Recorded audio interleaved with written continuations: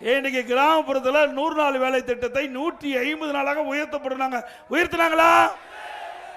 Petrol diesel விலை குறைக்கிறாங்களா? குறைச்சாங்களா? மாதந்தோறும் case சிலிண்டருக்கு 100 ரூபாய் மானியம் கொடுக்குறாங்களா? கொடுத்தாங்களா? ரேஷன் கடையில் கூடுதலா சர்க்கரை 1 கிலோ போடுறாங்களா? போட்டாங்களா? போடாட்ட போது சர்க்கரையை கொள்ளையடிச்சிட்டு போயிட்டு இருக்காங்க. இன்னொன்று, இது கருணாநிதி இருக்கும் போதே ஊழலுக்காக கலைக்கப்பட்ட அரசாங்கம் திமுக அரசாங்கம். இந்தியாவில் பல மாநிலம் இருக்குது. ஊழலுக்காக கலைக்கப்பட்ட ஒரே அரசாங்கம் திமுக அரசாங்கம்.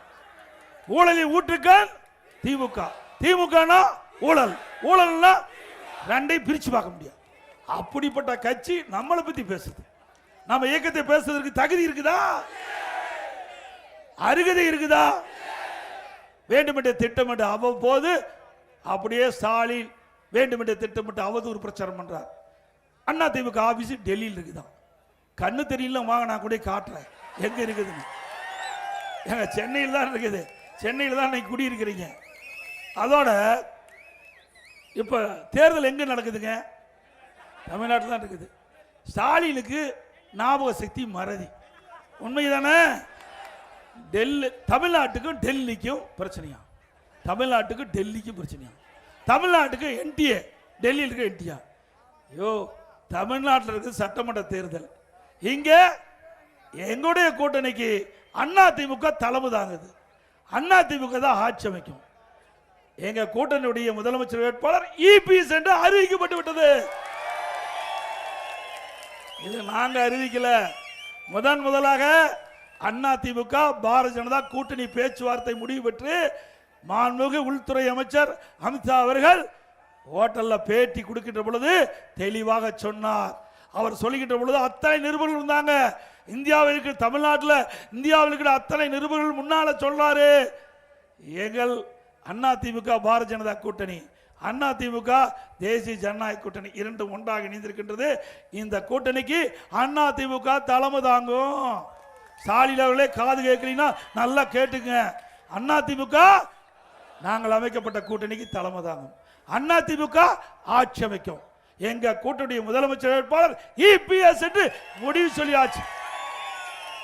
அப்புறம் என்ன உனக்கு சந்தேகம் வந்தது?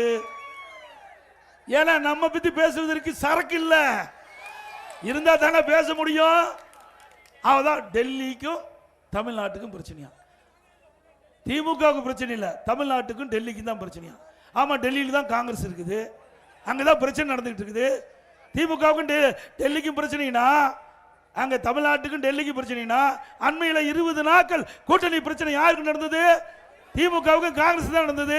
காங்கிரஸ் டெல்லியில் தான் இருக்குது, இங்கேயே தலைமை அலுவலகம் இருக்குது, டெல்லியில் தான் தலைமை அலுவலகம் இருக்குது. ஆக ஸ்டாலின் சொல்வது நியாயம்தான். அதுலேயும் ஒரு உண்மை இருக்குது. காங்கிரஸுக்கும் திமுகவுக்கும் தான் இன்றைக்கு பிரச்சனை.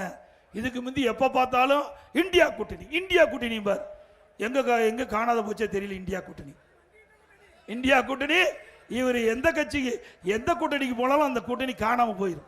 அப்படி ராசியான மனிதர் ஸ்டாலின். பிறகு ஸ்டாலின் தலைமையில் நிறைய கட்சி கூட்டணி இருக்குதான். திரு ஸ்டாலின் அவர்களே, நீங்க விளம்பரப்படுத்துதல மன்னன்.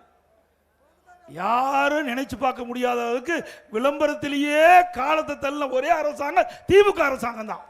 வெற்றி விளம்பரம். ஏற்கனவே 2001 எந்தெந்த கட்சிகள் திமுக கூட்டணியில் இருந்தோ அந்த கட்சி தான் இப்பொழுதும் கூட்டணியில் அங்கம் வைக்கிறது திமுக தலைமையில். ஒன்று புதுசா போய் சேர்ந்துருக்குது, 1/2% ஓட்டு. அது என்னன்னு தெரியும்? எவ்வளவு ஓட்டு? அதுக்கும் உயிர் கொடுத்தது நாம தான். அது ஐசியூல இருந்தது. தம்பி டாக்டருக்கு தெரியும். அது வெண்டிலேட்டர் வச்சு உயிருக்கு போராடிட்டு இருக்கும் போது உயிர் கொடுத்தது அண்ணா திமுக. உண்மைதானே? அவர்கள் அந்த கூட்டணியில் போய் சேர்ந்துட்டாங்களாம். சேரட்டும், அது அவருடைய விருப்பம். அந்தந்த கட்சி எந்த கட்சியோட கூட்டு சேரணுமோ அந்த கட்சியோட விருப்பம். கூட்டணி போயிருக்காங்க, வேற எந்த கட்சியும் கூட்டணி இல்லை. ஆனால் அண்ணா திமுகவில் புதிதாக அம்மா மக்கள் முன்னேற்ற கழகம் வந்து எங்களோட இணைஞ்சிருக்கிறாங்க. இன்னும் பல கட்சிகள் சேர்ந்துருக்குது.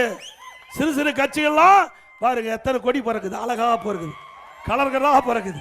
இதையெல்லாம் நம்முடைய கூட்டணிக்கு பலம் சேர்க்கின்ற கட்சிகள் சிறிய கட்சி பெரிய கட்சின்னு நம்ம பிரிச்சு பார்க்கறதில்ல.